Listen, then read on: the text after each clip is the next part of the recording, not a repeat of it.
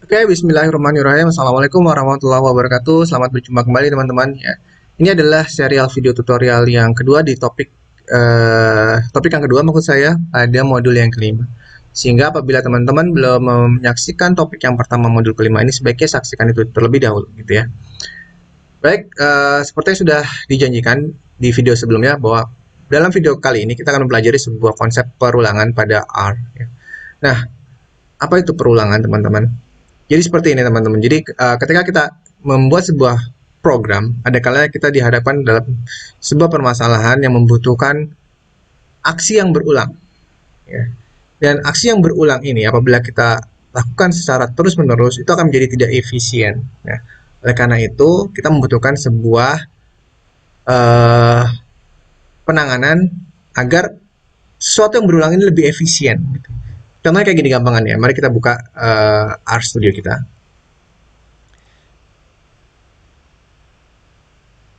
Misalkan, ini saya bersihkan dulu ya layarnya. Misalkan kita ingin menampilkan tulisan hello gitu ya. Kita tampilkan di sini print hello.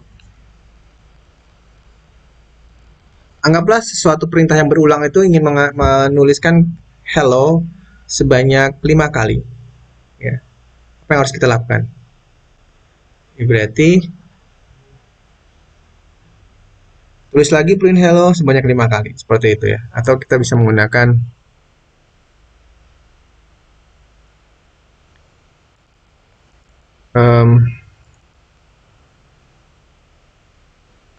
ini kemana ya? Nah itu ya.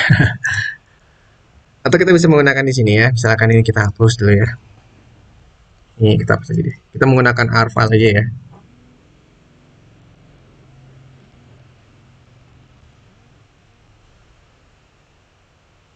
Kita menggunakan R file. Misalkan seperti tadi kita ingin membuatkan tulisan hello sebanyak 5 kali.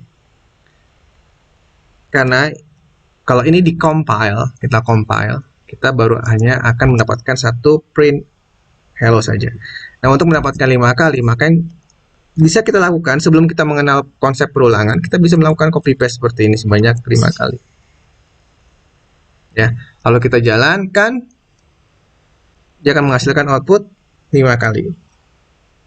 Atau ini saya clearkan dulu, lalu kita jalankan, dia akan menghasilkan output 5 kali. 1, 2, 3, 4, 5. Seperti itu ya. Itu baru 5 kali. Bagaimana kalau misalkan kita ingin printkan 1000 kali? Ya walaupun bisa copy paste 1000 kali bukan pekerjaan mudah gitu kan ya. Nah, oleh karena itu, kita di sini membutuhkan sebuah mekanisme yang akan mempermudah pekerjaan kita ketika kita ingin melaksanakan aksi yang berulang. Nah, disinilah kita mempelajari sebuah konsep atau implementasi perulangan menggunakan R. Ya. Nah, di dalam R ada dua macam jenis perulangan, teman-teman. Yang pertama adalah menggunakan while loop dan yang kedua adalah menggunakan for loop. Ya, kita akan mempelajari konsep while loop. While loop ini perulangan ya yang digunakan dengan memeriksa sebuah kondisi perulangan tersebut terpenuhi atau tidak. Jika kondisi perulangannya terpenuhi, maka perulangan itu akan terus dijalankan sampai kondisinya tidak terpenuhi, baru perulangan itu akan terhenti. Sebagai contoh di sini, ya formatnya seperti ini tuh. Format umum dari while loop adalah while, lalu tuliskan kondisinya. Jika kondisi ini terpenuhi, maka baris statement yang ada di dalam kurung kurawal ini akan diulang. Ya, sejumlah kondisinya sebanyak masih memungkinkan, gitu ya, masih memenuhi. Sekarang mari kita kembali ke contoh kasus kita, menampilkan tulisan hello sebanyak 5 kali. Apa yang bisa kita lakukan ya menggunakan while ini? Oke, kita akan mencobanya ya. Ini kita hapus saja. Kita akan sekarang mengimplementasikan, dan ini yang bawah juga kita clearkan. Kita akan mencoba mengimplementasikan perulangan menggunakan while. Format umumnya adalah menggunakan kata kuncinya adalah while.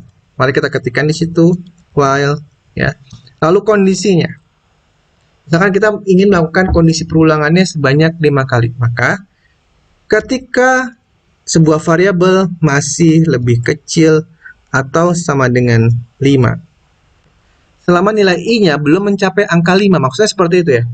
Kondisinya adalah selama i-nya belum mencapai angka 5, maka lakukanlah perulangan ini. Perulangan apa teman-teman? Menuliskan tulisan hello. Nah, apakah ini sudah menyelesaikan masalah? Belum, teman-teman. Ya, ini belum. Karena di sini I tidak akan pernah mencapai angka 5. Bahkan I belum didefinisikan. I itu apa gitu ya. Oleh karena itu, kita harus definisikan dulu. I adalah sebuah bilangan yang awalnya bernilai 1 misalkan. Ups, 1 gitu ya. Nah, sekarang kita sudah menginisialisasi sebuah variabel bernama I yang nilainya adalah 1. Sehingga sekarang menjadi lebih masuk akal. Ketika I masih lebih kecil atau sama dengan 5. Dalam hal ini I sekarang nilainya berapa? 1. Nah, apakah sekarang kondisinya terpenuhi?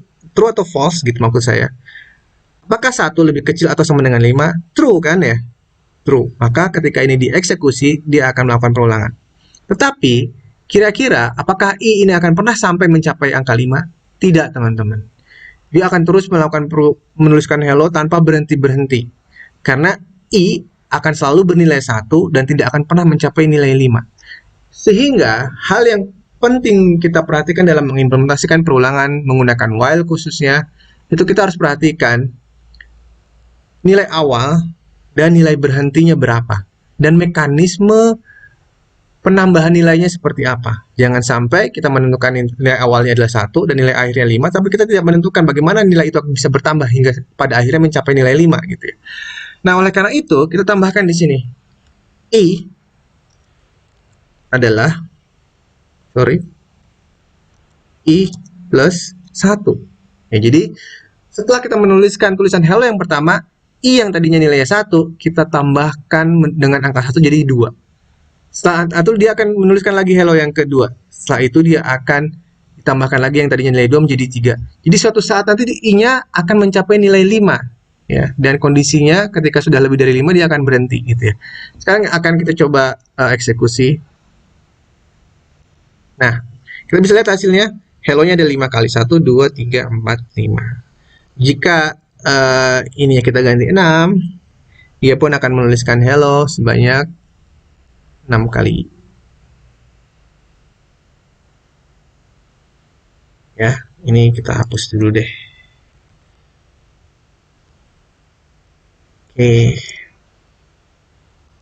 Nah, itu ya, dia akan menuliskan hello sebanyak 1, 2, 3, 4, 5, 6.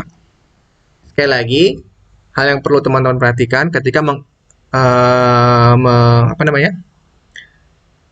mengimplementasikan perulangan menggunakan while, teman-teman harus tentukan nilai awalnya berapa. Nilai awal itu adalah ini. Lalu kondisi berhentinya berapa, yaitu ini. Dan mekanisme penambahan dari 1 hingga nanti bisa sampai dengan nilai 6 itu dengan cara apa? Yaitu dengan cara seperti ini. Oke, itu tentang while. Mari kita sekarang berikan contoh while yang lain. Kita lihat ke modul. Di sini kita ada punya contoh apa, teman-teman? Menuliskan angka 1 sampai 5. Oke, mari kita coba menuliskan angka 1 sampai 5. Kalau menggunakan print biasa, berarti kita akan melakukan proses perulangan seperti ini. Ini kalau kita menggunakan manual tanpa perulangan, kita akan menuliskan seperti ini, teman-teman. Print 1. Oke, harus sabar ini. Print 2. Misalkan kita ingin menuliskan 1 sampai 100 gitu ya, print 3. Nah, bayangkan baru 3 aja udah nggak sabar gitu. Gimana mau sampai 100 nulis kayak gini gitu ya. Nah, disinilah kita akan menggunakan while. Akan menulis angka dari 1 sampai 100 menggunakan while. Bagaimana caranya? Seperti tadi, kita tentukan dulu nilai awalnya berapa. I kita tentukan, ini tidak mesti harus I, teman-teman. Misalkan kali ini kita menggunakan A. A awalnya bernilai 1. Ya, karena kita ingin menuliskan nilai 1 sampai 100. Lalu perulangannya, while A masih lebih kecil atau sama dengan 100, maka print, yang kita print adalah nilai A-nya, karena disitulah akan muncul nilai-nilai yang berubahnya. Lalu jangan lupa A ini harus kita tambahkan agar suatu saat nanti A mencapai nilai 100. A plus 1. Oke, lalu kita compile.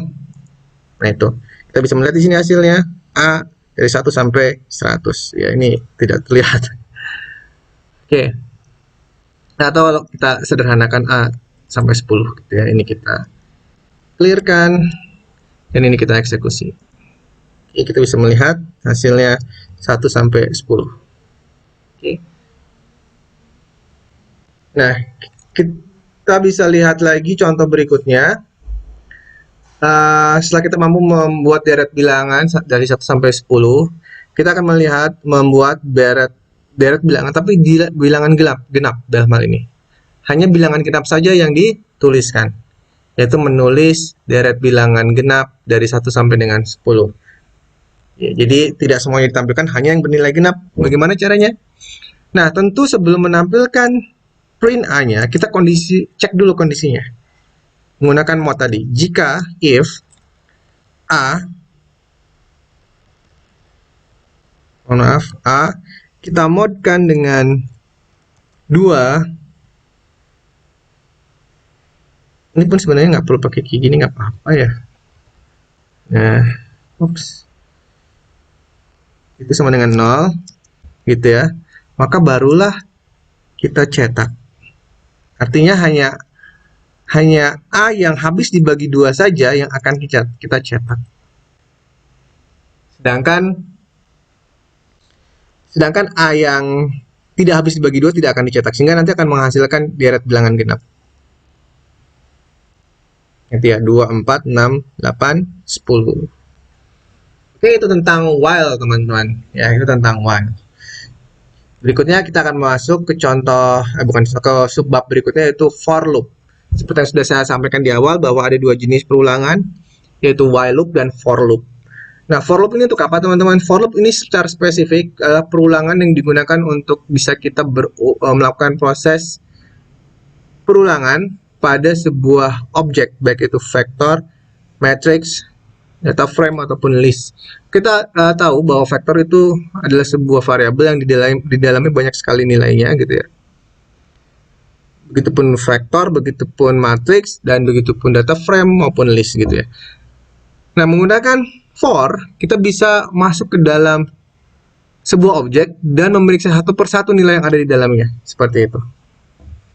Sebagai contoh, ya langsung saja di sini. Ini saya clearkan lagi. Lalu kita akan membuat sebuah vektor. Bernama apa? myVec misalkan, myVector. myVec gitu ya. Lalu kita akan membuat myVec ini nilai dari adalah menggunakan operator combine misalkan. Gitu ya. Misalkan kita ingin menampilkan nilai-nilai yang ada di dalamnya. Ya, menampilkan satu persatu nilai-nilai yang ada di dalam vektor bernama myVec ini. Nah, kita bisa menggunakan for loop dengan cara formatnya adalah seperti ini, teman-teman.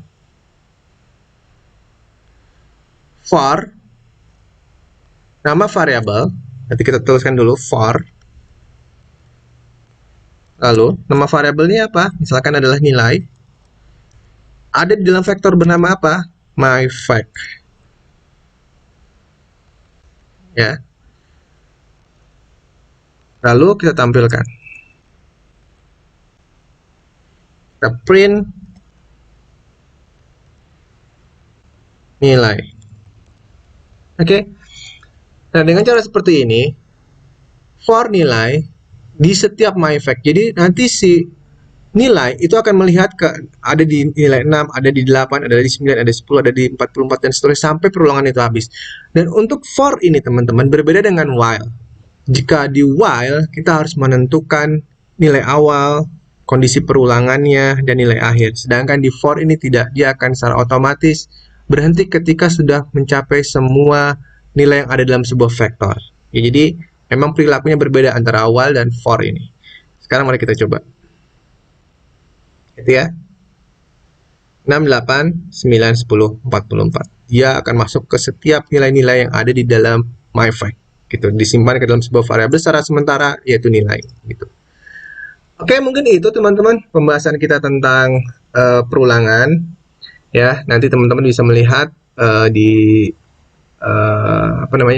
di Nigos-nya apa yang harus teman-teman kerjakan dalam tes mandirinya.